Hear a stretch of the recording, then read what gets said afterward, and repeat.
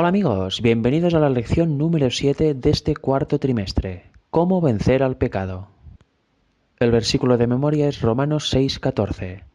El pecado no se enseñoreará de vosotros, pues no estáis bajo la ley, sino bajo la gracia.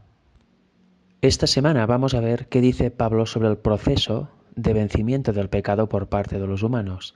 Y también veremos un poco sobre el equilibrio entre gracia y obras, o gracia y ley. Y durante esta semana también veremos un aspecto distinto de la salvación por la fe o de la justificación por la fe, que es las promesas de victoria sobre el pecado en la vida de alguien que es salvado por Jesús. O sea, veremos las promesas que tenemos de poder vencer al pecado y por tanto dejar de pecar. Algo que es muy interesante porque actualmente se está diciendo en muchas corrientes de que vamos a pecar hasta que Jesús venga por segunda vez, y eso es completamente falso, porque quien crea y caiga en esto va a ser hallado falto, ya que no se habrá preparado, por tanto no será limpio, será inmundo al final, no podrá ser de los 144.000 y aparte no tendrá el carácter de Cristo, no se habrá limpiado de todo pecado ni se habrá purificado. Por tanto, miramos qué importante es saber cómo podemos vencer al pecado y sobre todo conocer las promesas que nos da Dios respecto a este asunto, ya que si Él lo promete es cierto. Por tanto, esta semana vamos a analizar un poquito sobre esto. En Romanos 5:20 vemos algo muy interesante, que dice lo siguiente: Pero la ley se introdujo para que el pecado abundase, mas cuando el pecado abundó, sobreabundó la gracia. Y versículo 21, para que así como el pecado reinó para muerte, así también la gracia reine por la justicia para vida eterna mediante Jesucristo, Señor nuestro. Aquí Pablo nos está diciendo algo magnífico. El pecado abundó, ciertamente, porque cuando no había Salvador, si pecabas una vez, ya estaba. O sea, la ley no tenía poder vivificante. Pero a partir de que hay Salvador, Él venció el pecado y murió por todos los pecados cometidos hasta el momento, por los que se cometían en el momento que Él estaba aquí, por todos los que se iban a cometer cuando Él ya no estuviera aquí y estuviera otra vez en el cielo.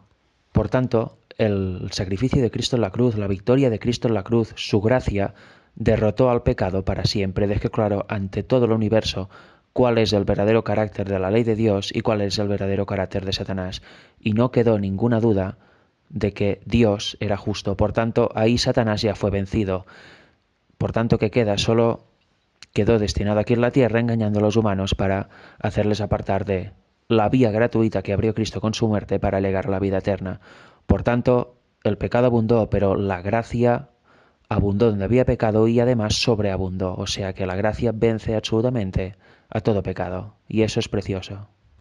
Y ahora si seguimos leyendo, entramos en el capítulo 6, versículos, por ejemplo, del 1 al 11. Viniendo del razonamiento que hemos hecho, dice Pablo, ¿qué pues diremos? ¿Perseveraremos en el pecado para que la gracia abunde? Claro, es una pregunta que se puede hacer, ¿no? Una persona. Claro, si hay pecado, pero si hay pecado resulta que luego viene la gracia y además sobreabunda, ¿por qué no seguimos pecando? Así tendremos mucha más gracia. Eso es un razonamiento que se puede despertar, ¿no?, en la mente de algunas personas, pero como veremos, eso no es precisamente la interpretación correcta. ¿Qué dice Pablo a esta pregunta? En ninguna manera, porque los que hemos muerto al pecado, ¿cómo viviremos aún en él? ¿O no sabéis que todos los que hemos sido bautizados en Cristo Jesús hemos sido bautizados en su muerte? Porque somos sepultados juntamente con Él para muerte por el bautismo, a fin de que como Cristo resucitó de los muertos por la gloria del Padre, así también nosotros andemos en vida nueva. Aquí nos está hablando del bautismo. Cuando nos bautizamos en agua, participamos con Cristo de su muerte. ¿Por qué? Porque cuando estamos sumergidos bajo el agua representa que el viejo hombre muere y cuando salimos del agua sale una nueva criatura. Hemos como resucitado, ¿no?, entre comillas. Por tanto, representa que al hacer el pacto con Dios, el viejo hombre de pecado ha muerto. Ya nace otro hombre que es consciente del pecado, es consciente de este nuevo camino que ha empezado y que ha elegido. Por tanto, ya no está sometido al pecado. Es un cuerpo nuevo. Pero cuidado, eso no quiere decir que no seamos tentados y que Satanás nos intente engañar para volvernos a hacer caer.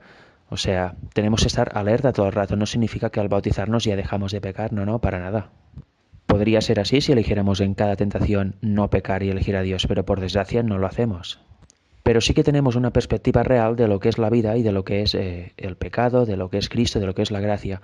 Por tanto, quiero resaltar una frase que dice la lección: no estar gobernado por el pecado no es lo mismo que no tener que luchar contra él. ¿Veis la diferencia? Antes estábamos en ignorancia y vivíamos en nuestros pecados, no éramos ni conscientes de que eso era pecado y estaba mal. Quizá podíamos saber que algunas cosas no están bien, pero no teníamos la razón verdadera, el estándar donde basarnos, que es la palabra de Dios. Al menos en mi caso pasó así, era ateo yo antes. Por tanto, cuando nos bautizamos y salimos otra vez del agua, representa que el viejo hombre ha muerto, ya sale otro hombre que ha hecho el pacto con Dios, pero eso no quiere decir que no seamos asediados por el diablo y tengamos que resistir con la ayuda de Dios las tentaciones. Ya que el proceso de santificación no es de la noche a la mañana, dura, es un proceso. Es cuando aceptamos la justicia imputada de Cristo gratuitamente en la cruz, luego Dios nos va impartiendo su justicia y eso se llama santificación, que es el proceso de hacerse idóneo para el cielo. Por tanto, no estamos gobernados por el pecado como antes, pero sí que estamos asediados por Satanás para hacernos caer. Y por tanto tenemos que luchar contra estas tentaciones y por no caer en pecado otra vez. Y eso nos lo aclara en el versículo 6 y 7. Sabiendo esto, que nuestro viejo hombre fue crucificado juntamente con él, para que el cuerpo del pecado sea destruido a fin de que no sirvamos más al pecado, porque el que ha muerto ha sido justificado del pecado. Tenemos que tener en cuenta que Cristo murió una vez y resucitó para siempre, y por tanto sigue vivo eternamente. Y si vamos al versículo 11 y 12, nos confirma la idea que tenemos que luchar contra el pecado aunque no nos gobierne. Así también vosotros consideraos muertos al pecado, pero vivos para Dios en Cristo Jesús, Señor nuestro, en Él, no en nosotros mismos. No reine pues el pecado en vuestro cuerpo mortal, de modo que lo obedezcáis en sus concupiscencias. Por tanto, no estamos gobernados por el pecado porque nace una nueva criatura después del bautizo en agua, pero tenemos que luchar contra él y no tenemos que volver a servirle para nada. Romanos 6:12 nos dice lo siguiente. Ya lo comentamos un poquito, pero hoy lo vamos a ampliar y vamos a centrarnos exclusivamente en este versículo. Dice así: no reine, pues, el pecado en vuestro cuerpo mortal, de modo que lo obedezcáis en sus concupiscencias. No reine. Cuando alguien reina quiere decir que tiene el poder. Por ejemplo, un rey tiene el poder sobre su país, sobre su nación, sobre todo en el pasado, ahora ya no tanto.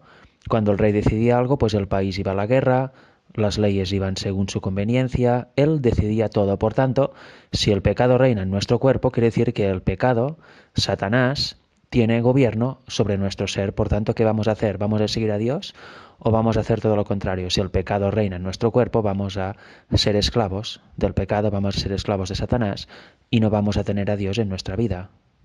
Si el pecado reina, obedeceremos a nuestras concupiscencias. Una concupiscencia es un deseo muy agudo de algo. Puede ser bueno, puede ser malo el deseo, pero en la Biblia vemos que concupiscencia siempre se asocia con deseos malos, deseos de la carne, deseos pecaminosos. Por tanto, si damos nuestro poder a Satanás, si nuestra mente está dominada por Satanás, el pecado va a reinar porque vamos a transgredir continuamente la ley de Dios, los 10 mandamientos, y por tanto vamos a obedecer a nuestros deseos que nos salen de forma natural gracias a nuestra tendencia al mal, deseos hacia lo malo, deseos de la carne, deseos pecaminosos. Y eso evidentemente es un problema. Pero fijaros que dice obedezcáis, por tanto aquí vemos el libre albedrío. Podemos obedecer o no podemos obedecer. De nosotros depende. Nosotros decidimos a quién servir, si a Cristo o a Satanás. Y en este sentido vamos a leer una cita que sale en la lección que es muy, muy interesante y explica muy bien este punto. Está en El Camino a Cristo, libro de Ellen White, página 47. Dice así: lo que necesitas entender es la verdadera fuerza de la voluntad. Este es el poder que gobierna la naturaleza del hombre, el poder de decidir o de elegir. En otras palabras, libre albedrío, que es de lo que dotó Dios al hombre. Es lo único que hace por sí mismo, decide si servir a uno o servir a otro. Todo depende de la correcta acción de la voluntad. Dios ha dado a los hombres el poder de elegir, depende de ellos el ejercerlo. Tú no puedes cambiar tu corazón. Tú no puedes por ti mismo dar sus afectos a Dios. Porque Jeremías 6, creo que es, o 11, no me acuerdo ahora, dice que el corazón del hombre es lo más perverso que hay, por tanto, de forma natural, nuestros deseos son inclinados hacia el mal. Por nosotros mismos no puede salir el servir a Dios o dejar de pecar o elegir lo bueno. Si no es por el poder de Dios, es imposible. No podemos entregar ni nuestra mente ni nuestro corazón, pero sí que podemos elegir servirlo. Y así dice la cita. Tú no puedes cambiar tu corazón, Tú no puedes por ti mismo dar sus afectos a Dios, pero puedes elegir servirlo. Tienes dos vertientes, o Dios o Satanás, tú eliges. Puedes darle tu voluntad, entonces Él obrará en ti tanto el querer como el hacer de acuerdo con su voluntad. Algo tan repetido, ¿no? Que he repetido en varias escuelas sabáticas ya desde hace unas semanas. Una vez aceptamos a Cristo como Salvador, elegimos servirlo. Por tanto, luego, si entregamos nuestro ser a Dios, Él va a obrar en nosotros su hacer y su querer. Por eso vamos a hacer obras buenas y por eso nos va a impartir su justicia y vamos a empezar el camino de santificación. Por su acción en Él. No es que del día a la mañana vamos a hacer obras nuevas que salen de nosotros mismos, es su poder, es Él que obra en nosotros. De este modo, tu naturaleza entera será puesta bajo el dominio del Espíritu de Cristo, tus afectos se centrarán en Él y tus pensamientos estarán en armonía con Él. Este es el proceso, y ahí es donde entra la elección. Si elegimos servir a Dios y entregamos todo nuestro ser a Él, Él va a actuar porque Él no fuerza las conciencias como hace Satanás. Él solo llama y si queremos, aceptamos y si no, no.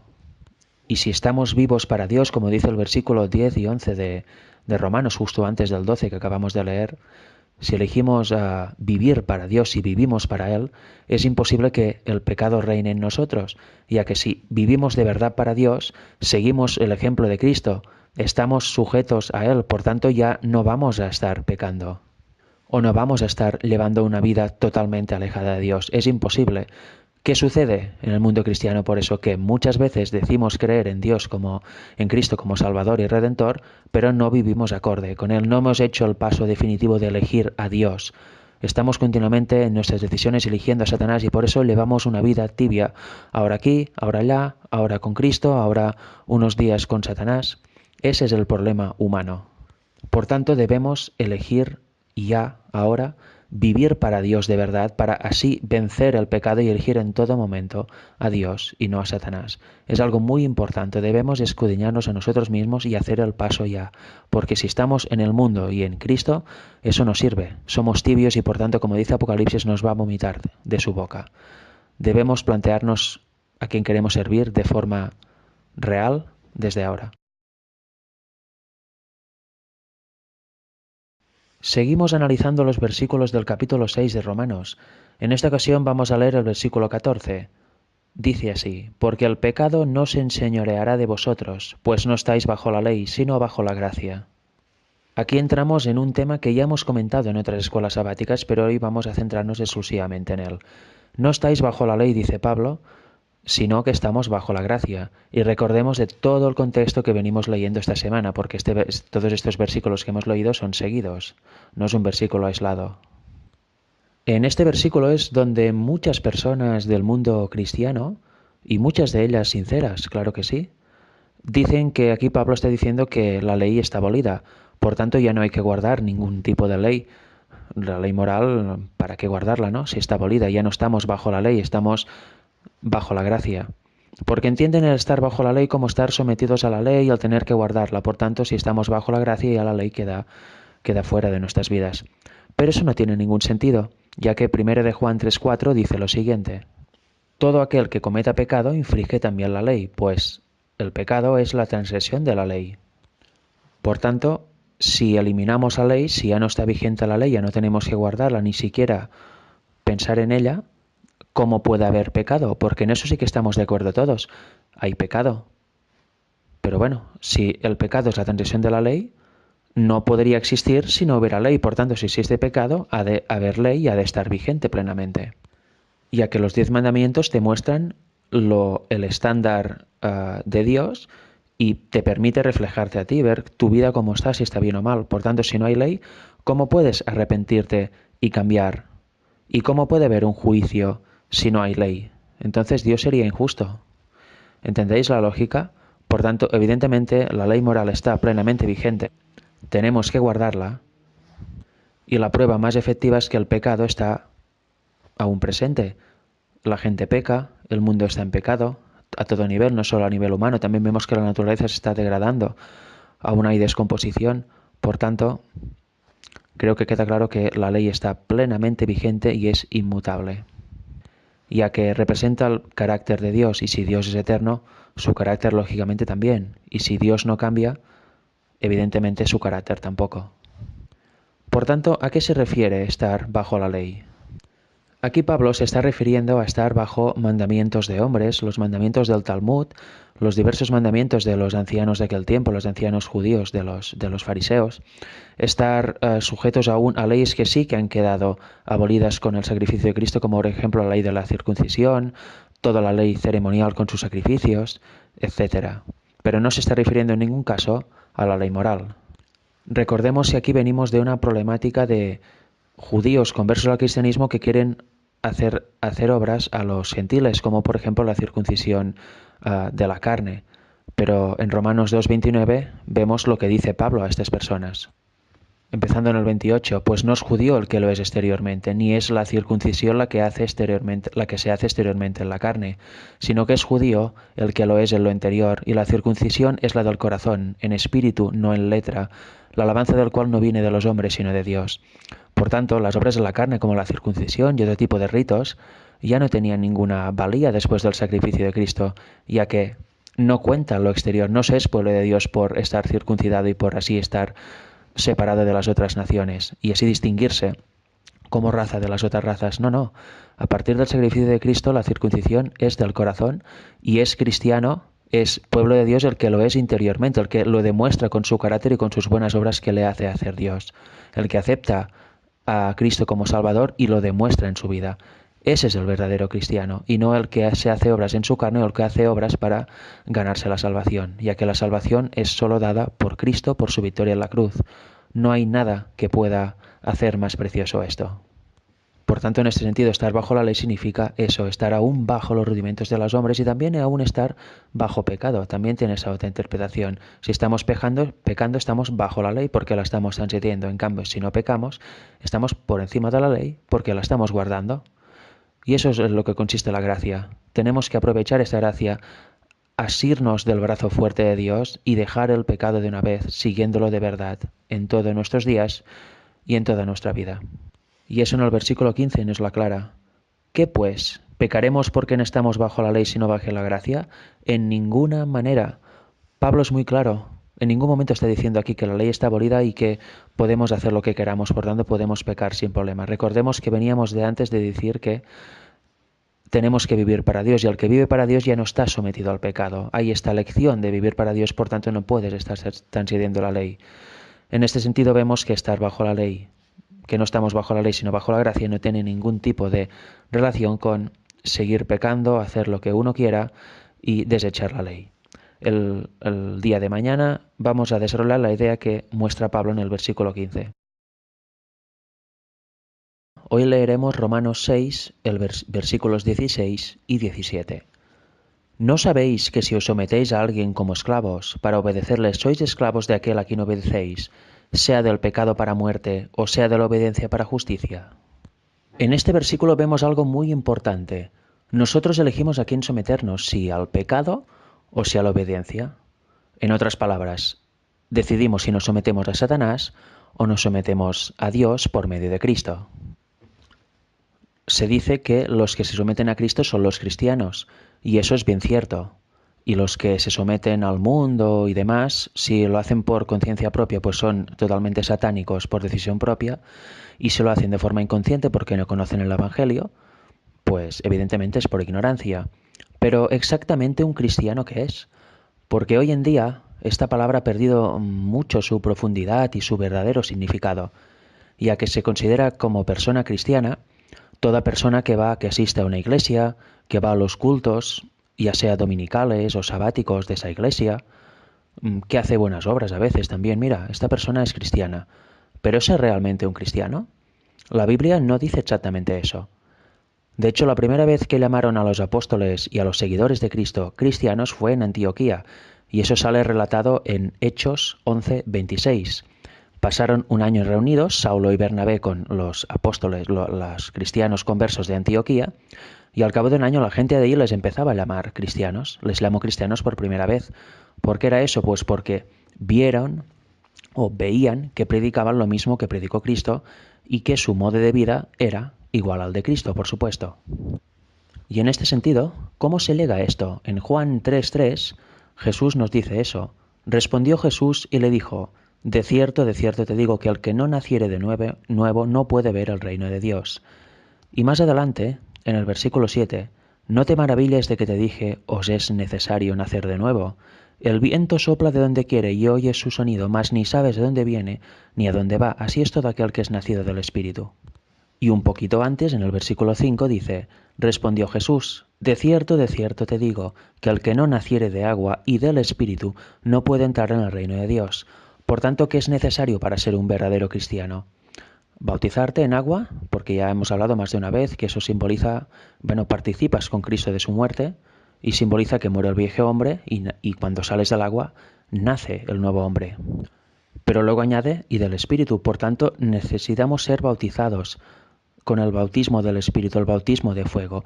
Y eso significa que Dios nos imparte su justicia porque lo hemos aceptado como Salvador y estamos andando según sus caminos y según sus mandamientos. Esto, ser bautizados en el Espíritu, significa que estamos siendo idóneos para el reino de Dios. Si solo hay el bautizo en agua, nada de nada, porque significa que no estaremos transformando nuestro carácter a semejanza del de Cristo y nuestra vida no habrá cambiado como debe cambiar. Luego si vamos también a Juan, primera de Juan en este caso, capítulo 2, versículo 3 y 4 dice, y en esto sabemos que nosotros le conocemos y guardamos sus mandamientos. El que dice yo le conozco y no guarda sus mandamientos, el tal es mentiroso y la verdad no está en él. Por tanto, si alguien dice que es cristiano y rechaza la verdad de guardar los 10 mandamientos, de que la ley sigue vigente aún, ¿es cristiano a la luz de la palabra? No, para nada, no está siendo un verdadero cristiano. Y aún hay más, porque el verdadero cristiano tiene el verdadero amor de Dios, el verdadero amor ágape. Primera de Juan 2, 9 y 10. El que dice que está en luz y aborrece a su hermano está todavía en tinieblas. El que ama a su hermano permanece en la luz y en él no hay tropiezo. Y versículo 11. Pero el que aborrece a su hermano está en tinieblas y anda en tinieblas y no sabe dónde va porque las tinieblas le han cegado los ojos. Por tanto, cuidado.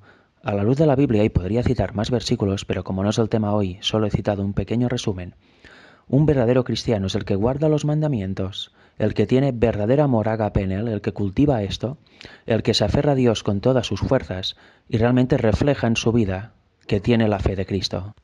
En este sentido, si leemos los versículos 17 y 18 del capítulo 6 de Romanos, sigue diciendo, pero gracias a Dios que aunque erais esclavos del pecado, habéis obedecido de corazón aquella forma de doctrina a la cual fuisteis entregados y libertados del pecado, vinisteis a ser siervos de la justicia. Por tanto, ¿qué hicieron? Obedecieron la doctrina de Cristo, obedecieron el Evangelio, lo entendieron y lo aceptaron de corazón, que eso es lo más importante. Y por tanto sí que produjo que dejaron toda su vida anterior, sus malos vicios, sus malos modales, todo lo malo, y empezaron a guardar la ley de corazón y a entregarse a Cristo y a caminar tras sus pasos. De esta forma es como progresivamente nos vamos santificando y vamos siendo transformados a su imagen, caminando por donde Él anduvo. Siguiendo la lectura del capítulo 6 de Romanos, hoy leeremos del 19 al 23 y así quedará terminado.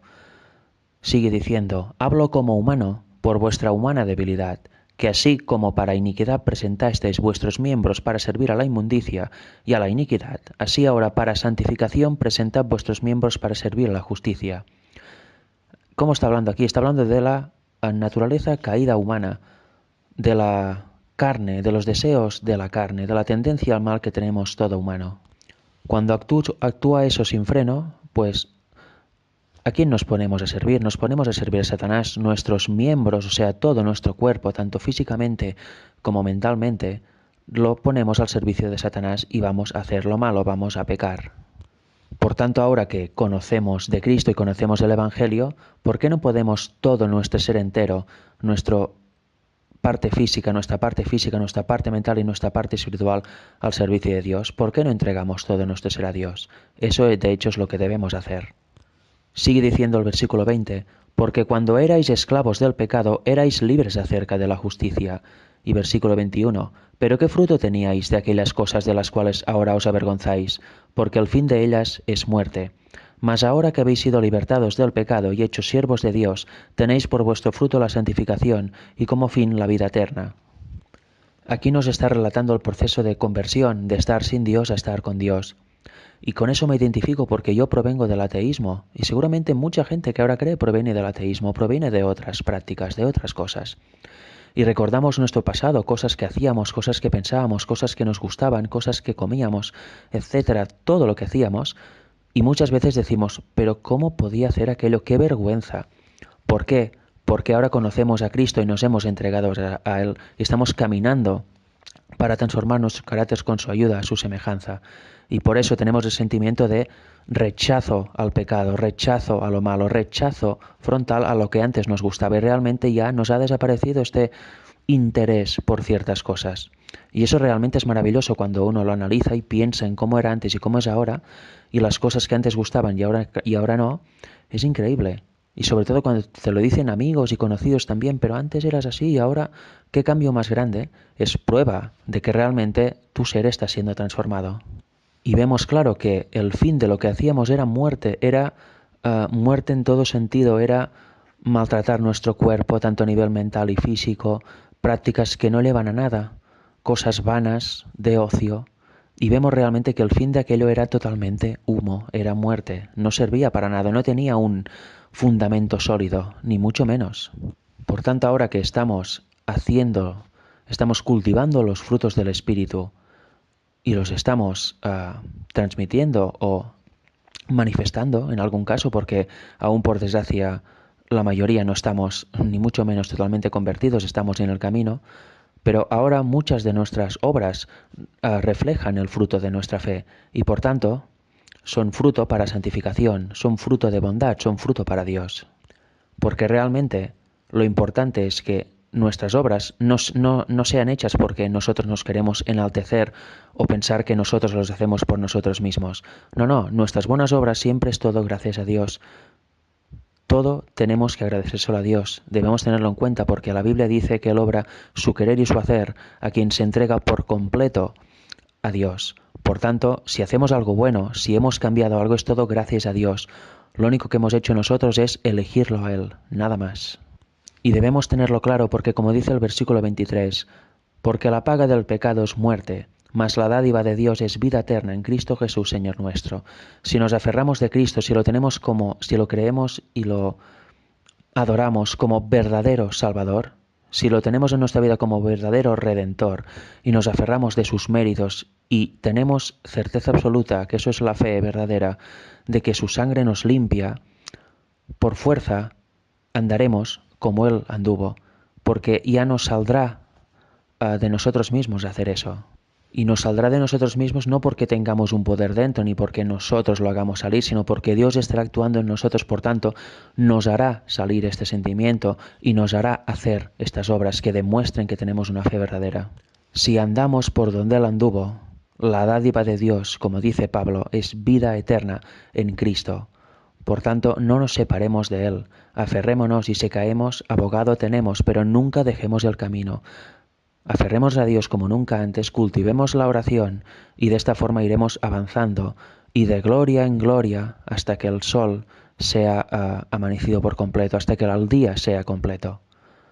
Por tanto, amigos, ya sabéis, a todas con Dios, andemos siempre en el camino correcto y sobre todo no dejamos que Satanás vuelva a dominar nuestra vida en ningún área. Pidámosle a Dios que nos enseñe en qué áreas domina ahora para poder echarlo.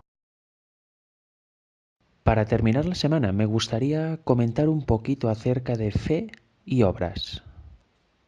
En el libro Nuestra elevada vocación, que es un recopilatorio de citas de Ellen White, en su página 54, dice lo siguiente: la fe que justifica siempre produce en primer lugar el verdadero arrepentimiento y luego las buenas obras, que son el fruto de esta fe.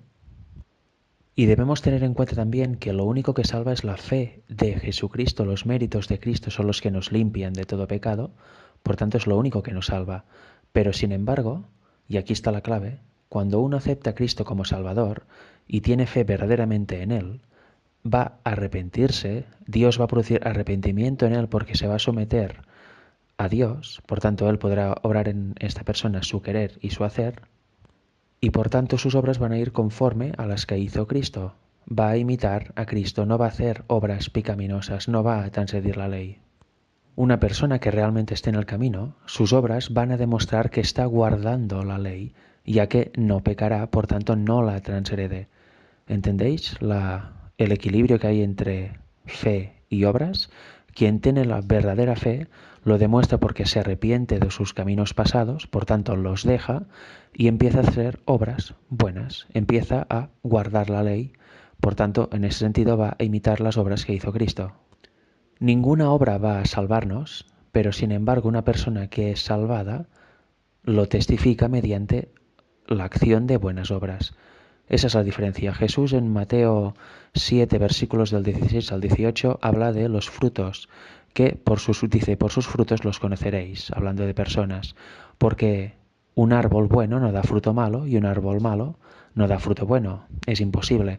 Por tanto, las personas igual, según sean sus obras, van a demostrar en qué creen y la fe que tienen, si están dominados por el Espíritu o si están dominados por el espíritu de Satanás.